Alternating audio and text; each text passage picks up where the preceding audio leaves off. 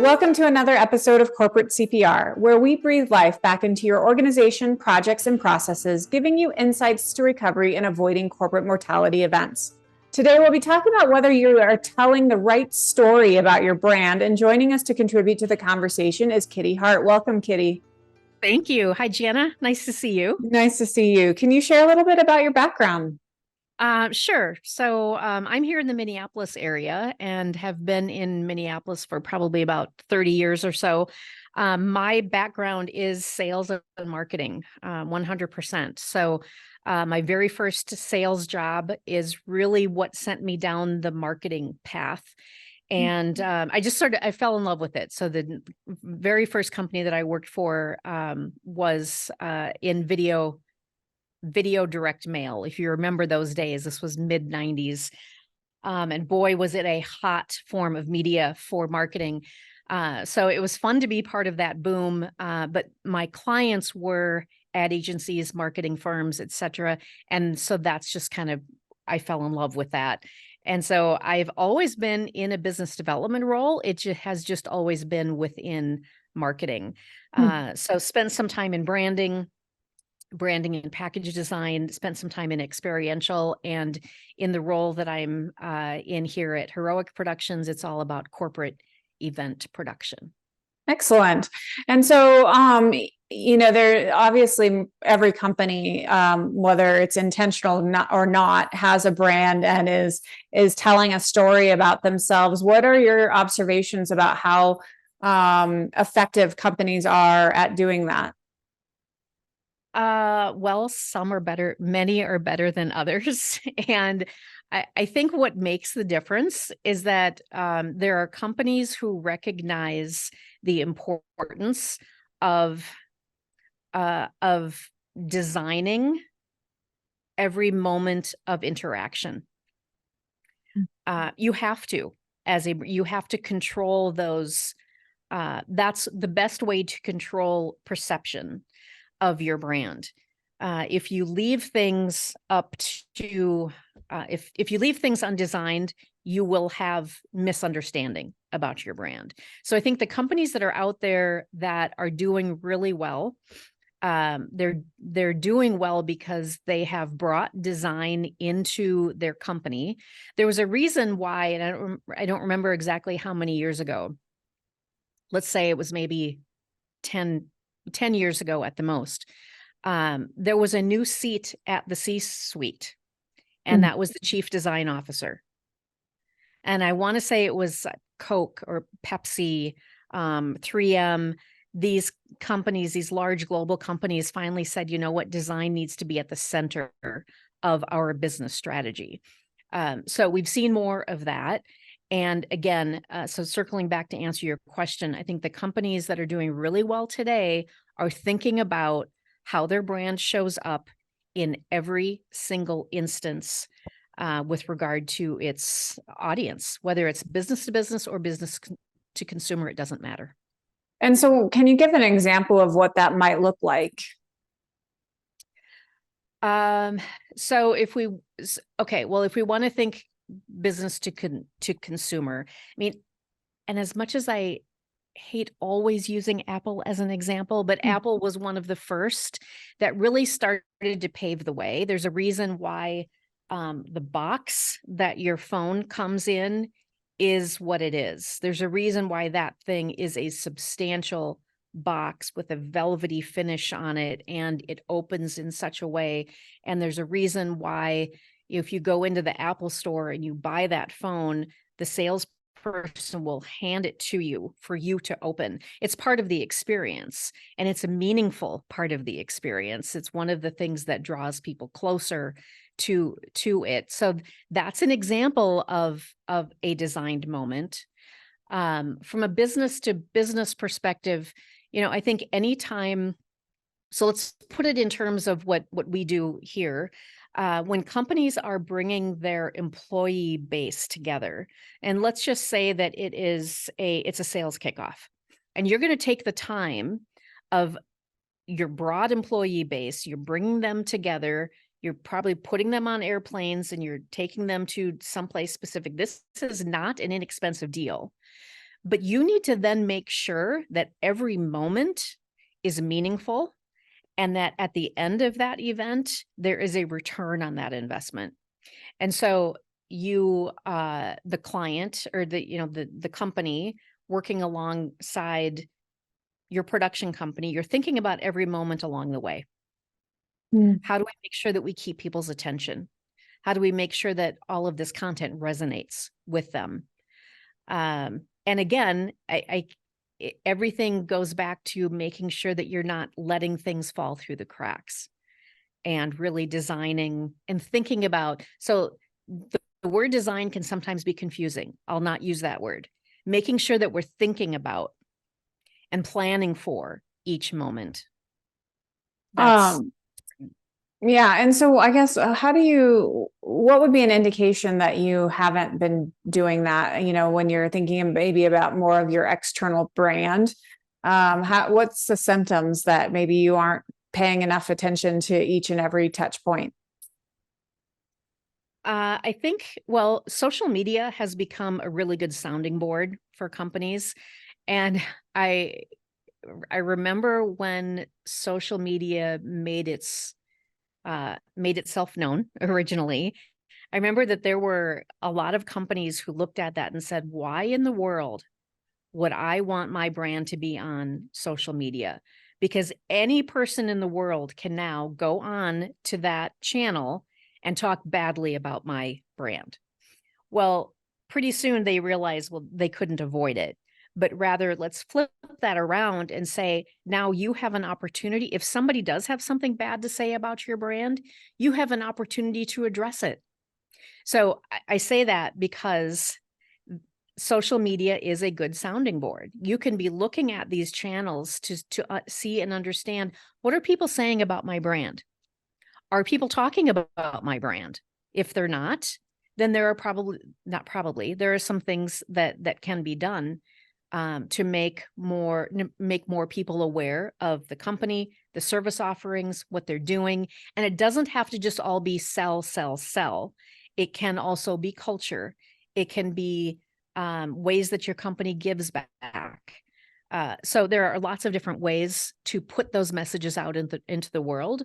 But social listening is one of the ways that you can get a pulse for, hey, we're not doing enough. Enough people don't know about us. That's one. That's one. Also listening to your employee base. What are they saying? Mm. Doing surveys, bringing people together, relying on your managers to have a pulse on departments. How are people feeling? What's going on? Where do we need to do some team building? So those are just a couple of ideas. Yeah. So, I guess one of the challenges is how you even craft this story about your brand and kind of what you're trying to communicate. Do you have some hints on how to really craft that messaging? Yes.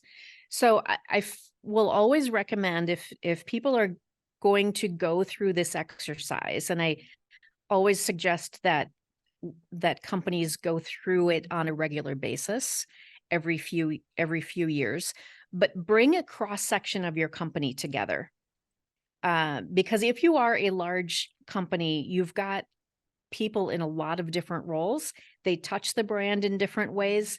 They are likely talking about the brand in different ways. So it's important to get a cross section of input, basically. So bring a task force together to have that conversation. Oftentimes it's a good idea to have somebody from the outside come in to facilitate that. It just helps it be an unbiased conversation, but then talk about what does this brand mean to you, the people in this room, and what do we want this brand to mean to people? Why do we do what we do? And that can sometimes be a hard question to answer. There are some great videos out there on this. Simon Sinek does a great one. I know so many people have seen that one. And I know sometimes when I'll mention it, I get the eyes rolling, but it's true. You have to know your why. And he does the best job of explaining it. So let's not roll our eyes at that. He does a wonderful job of explaining how you find your why. And he uses Apple as an example. Yeah. Right. So, all right. So anybody listening to this, go on YouTube or just Google Simon Sinek's Find Your Why, and he'll explain that. But do that for your company. Do that.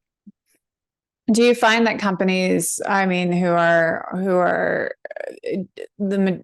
obviously there's some that really stand out as doing things well, Apple being one of them, but do you find that companies stick to the story very well once they kind of found their why? Do you find that they permeate, or do you have to like that messaging out to the world, or do they need to, I guess, be more intentional about it? And if so, how do they do that?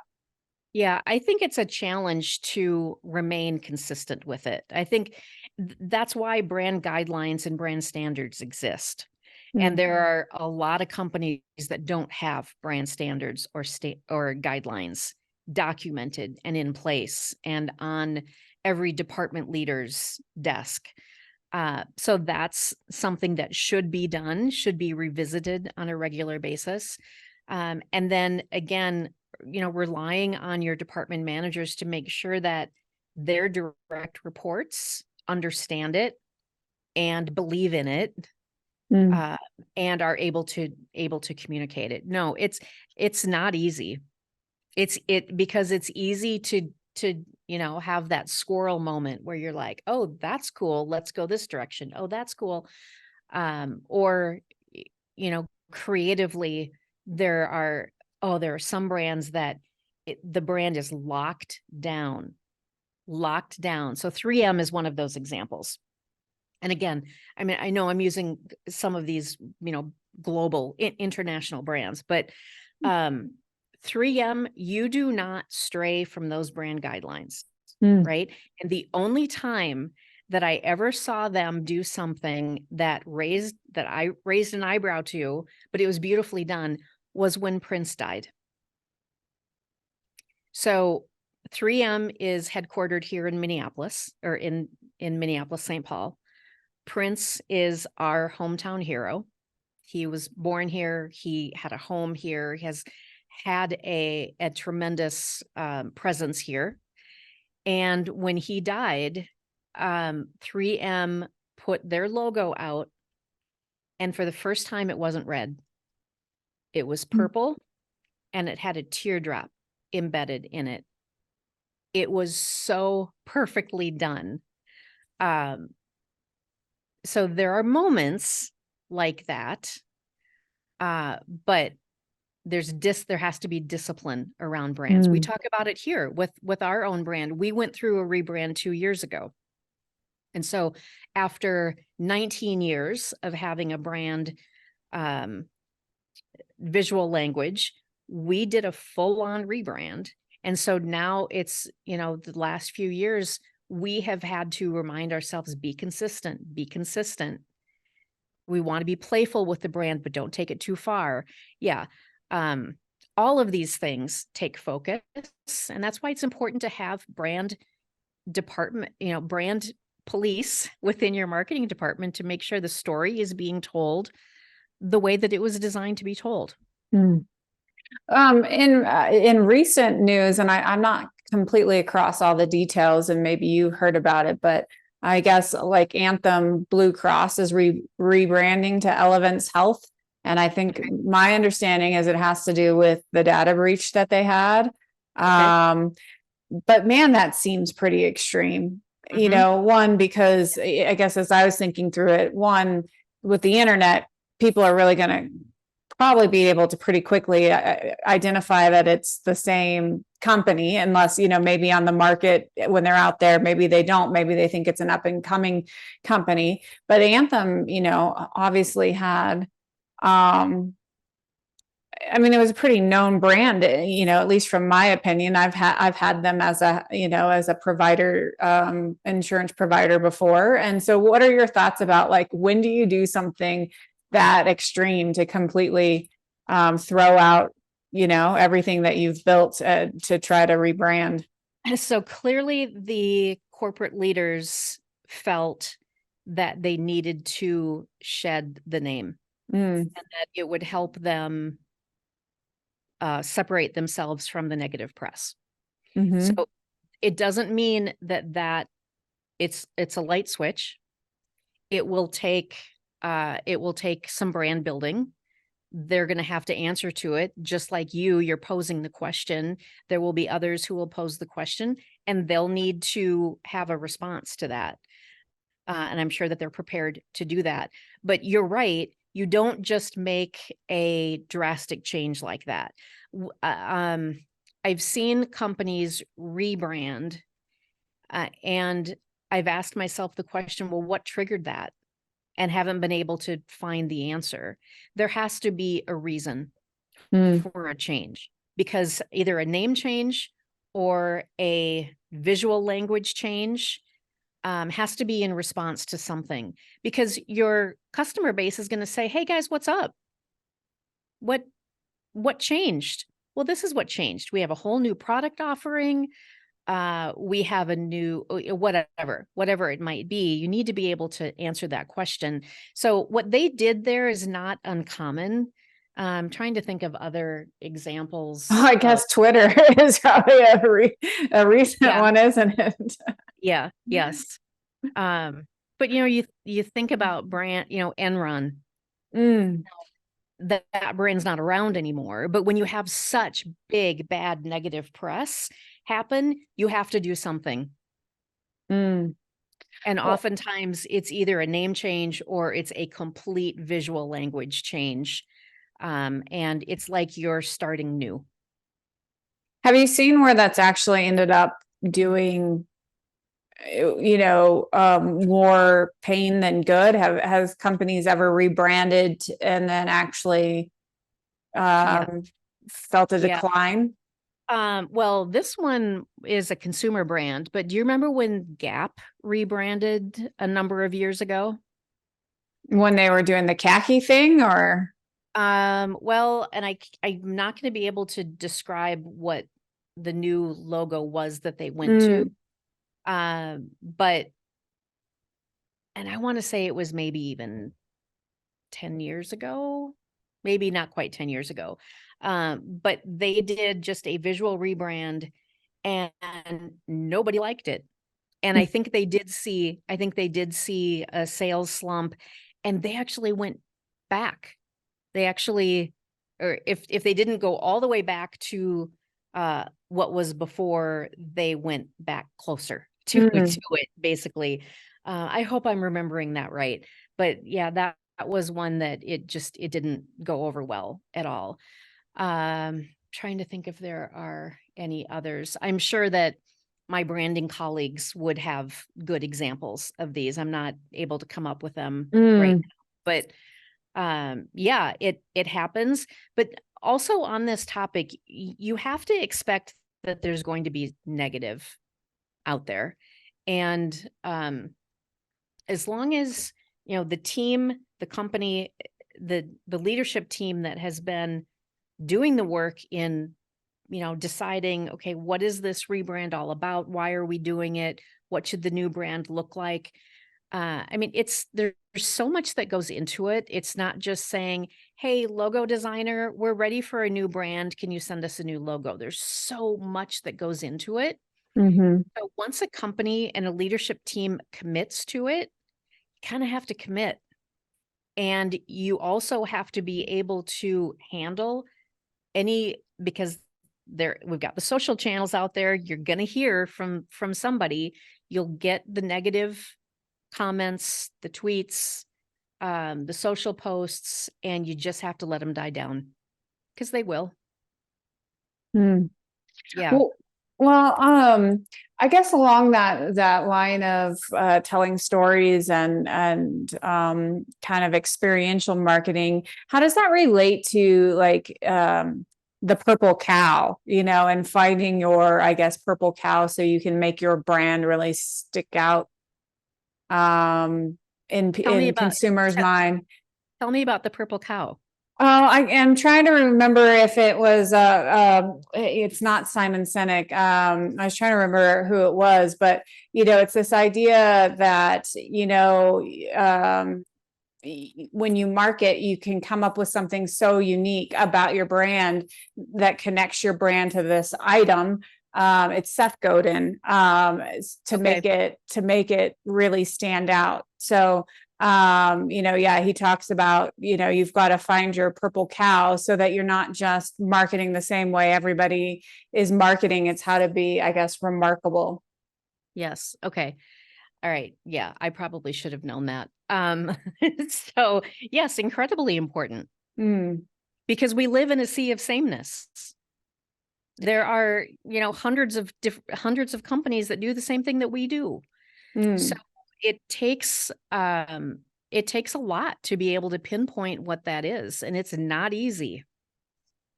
It's Is not there easy. anything like, I mean, because, I've spent some time, I guess, trying to think about it. And, and being in a services company, it's probably even different as well.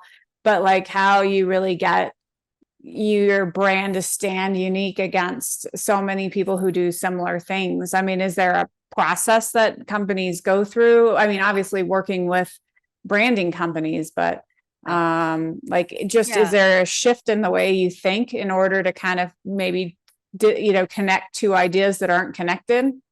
Yeah, I think it does start with whoever you have at the table during these conversations about who are we, what do we deliver, what do we want people to know about us, why do we do what we do. It's the shift in the thinking is moving away from the products and services to the result of those products and services.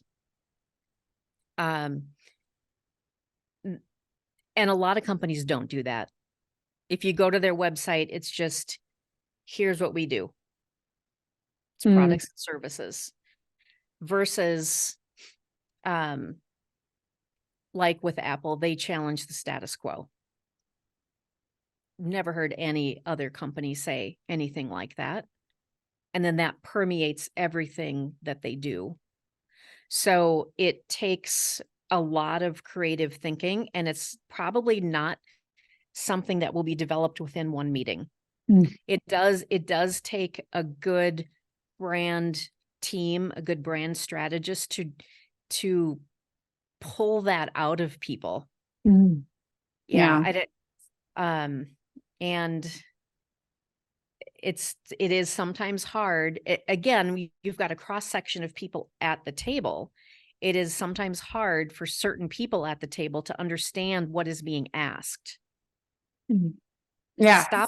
Stop telling me about the product and the service that we deliver. Tell me what our client feels at the end of when we've done our job. Yeah. And then and then that's not necessarily the answer, but what does that mean? Mm, And let's build on that. That's where you start to find the answer of what truly makes you unique. mm. Um, and so, you mentioned that you specialize in events, and I guess, what are some of those things that I guess that companies can do, leveraging events to really make themselves stand out. And I guess what obviously my brain immediately goes to the Apple event, but Yeah. Yeah. are there some attributes that make up these events that, are what makes them so meaningful? Yeah. So I always tell people that when people say, "Oh, what does your company do?" We are a corporate event production company. But just because I've got the word corporate attached to the front of that doesn't mean that that these are conservative, stale, right? Because doesn't that word kind of bring more of a um I'll just say conservative Mm, uh thing, a conservative frame of mind. Just because you're a corporation doesn't mean that you cannot have vibrant, exciting, impactful events. And that's what we do. And that's what our clients expect. So energy. um, beautiful environments. Most of the time, our clients are wanting to, when they do these big events, they're usually wanting to do them in a beautiful venue somewhere. So again, we're in Minnesota. It's beautiful here for a portion of the year. It's a little cold for some people during a portion of the year. So actually, most of the work that we do is outside of Minnesota. So our clients want to take people to Florida or Arizona or Hawaii or wherever it might be. But pulling them out of their normal environment is the first thing. Get people out of their environment and into an environment where, again, the brand is present. And so that's important that, during the planning process, we are thinking about how the brand shows up. Where is it showing up within this experience? So that you and designing the content, who are the speakers that are going to be on the stage? How are these 3 or 4 days going to be laid out so that at the end, every person that leaves that event says, I can't wait for this next year. What you don't want is for employees to say, okay, yeah, we do this corporate event every year. I really don't want to go. You want people to want to go to these events. And then when they get home, they're more bonded to their job. They're more bonded to their company. They're more bonded to the brand, and they want to share it with people. So all of that is good. And all of that ends up having some sort of return on investment. How do you balance maybe the filling up an event with content versus filling it up with for lack of a better word, fun and networking or team building and things like that? Like, is there a good medium for that? Like how much I'm trying to, like a sales kickoff, give content about a product, or if it's a leadership meeting, how much we're talking about strategy, things like that. I don't know that there's an exact percentage. Some event planners might have a perspective on that. But I would say, obviously the content is going to be the priority and the focus. And then you're sprinkling the entertainment and the networking in and around it. But you should be able to design the whole thing seamlessly so that it all feels engaging and entertaining. So just because, okay, yeah, I have to go to this session now, it's still going to be great. You look forward to going to the session. And there are lots of different ways that you can do that. So whether you're in the main ballroom, full session, you've got beautiful staging, you've got great graphics, you've got, LED technology, so that even though you're sitting there looking at and taking in, perhaps a, department leader's education on this new product, it's in this environment that is conducive for learning. And it's enjoyable and it's different from what you're normally doing. But I don't know that there is a set or a recommended ratio of that. The key is that it's all there and it's all put together in a seamless fashion. Are there some techniques or to really make those messages stick?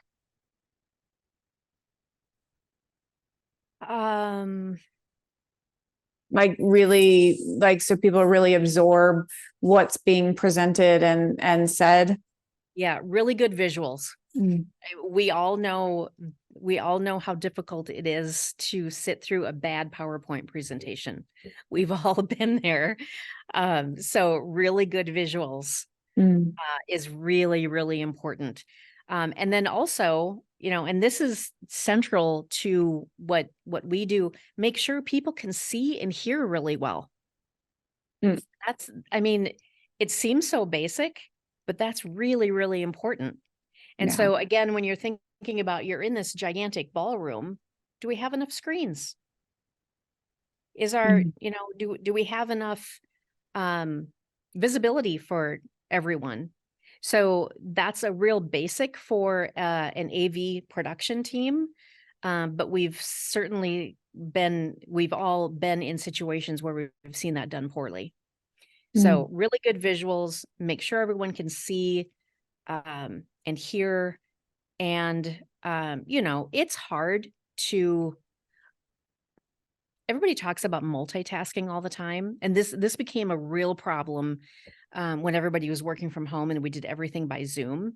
You can Mhm. sit on a Zoom and you can sit and do this all day long, right? You're multitasking all the time. So I see a lot of companies say when we go into this session, no laptops, Mm. phones. And some people grumble about it, but it is one way to have people present.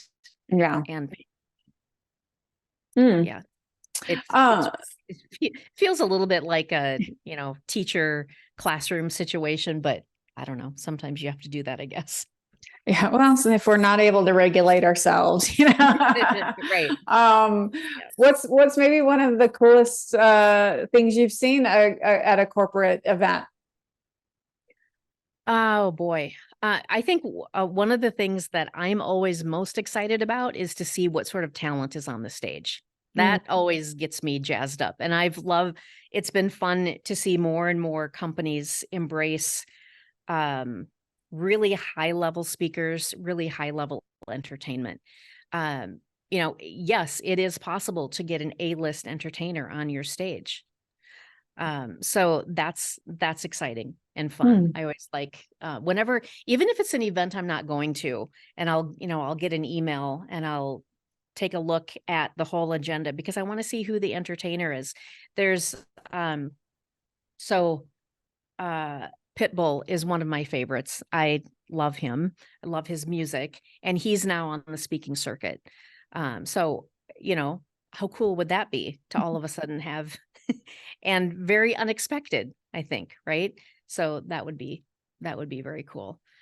Um, I think that's the thing that's at the top of my list always. Well, so that I guess brings maybe a good question then is how do you really talk about this in terms of ROI then? Because you could easily spend, $100,000 on an event, but how do you know it was worth it? Yeah. It is a hard thing to measure. And of course it depends on what the purpose of the event is. Mm-hmm.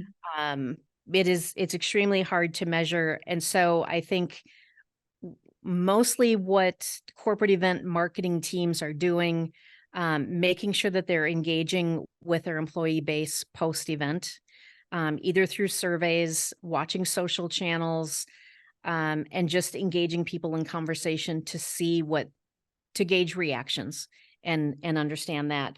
But it's not like uh, you redesign a piece of packaging and you see a lift at the shelf. Mm-hmm. Going to be like that. But that's one of the things that we've always had to deal with in general in marketing. Mm-hmm. Different from, old traditional advertising where you could put out an ad and uh, you could see specific lift based on, specific ads, direct response or whatever it might be, or print. Completely different animals Mm. there. And it's it's just not really something that you can point dollar for dollar ROI. Fair enough. Well, Mhm. Kitty, this has been a fascinating conversation. What three things do you want to leave top of mind for folks? Oh gosh. I was going to write things down here as we were going through this. So let's see if I can search my memory. Three things. Okay. One, the importance of being consistent with your brand. Mm. No matter what size company you are, be consistent with your brand. Make sure that there are people on your team who are responsible for that, because not everybody is going to have that top of mind. I think it's also handy to know that it's important to think about the delivery of your product or service and thinking about how that delivery is designed from beginning to end. And again, I'm using that word design, but thinking about the words that are used, the visuals that are used, the behaviors that are used. We didn't talk a lot about that. So if you want to talk again, we can talk about behaviors within brands, but really thinking through those components to design your brand, very, very important. And then last, I would say, and again, just because I'm super, super passionate about experiential, and event marketing is a form of experiential.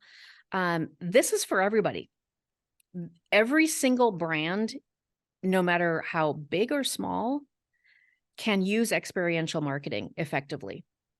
And so I think it's important to be out in the world, looking outside of your own industry to see what brands are doing. And when you see things that you're like, that's interesting. I don't think we can do it at that scale, but I think we could take this little piece of it and this might be meaningful for our brand. I think that's really important. Get outside your industry, see what other people are doing, and then see how that might be applied to your business. Awesome. Well, thank you so much for your time. Really appreciate it. How can folks find out more about what you do or get in contact with you? Absolutely. So you can find me on LinkedIn, Kitty Hart. I'm in Minneapolis, and our website is heroic-productions.com. And my email address is khart@heroic-productions.com. Love to talk with any of you. All right. Well, thank you for joining us today. Thank you, Jana. And to our audience, until next time, keep your organizations healthy.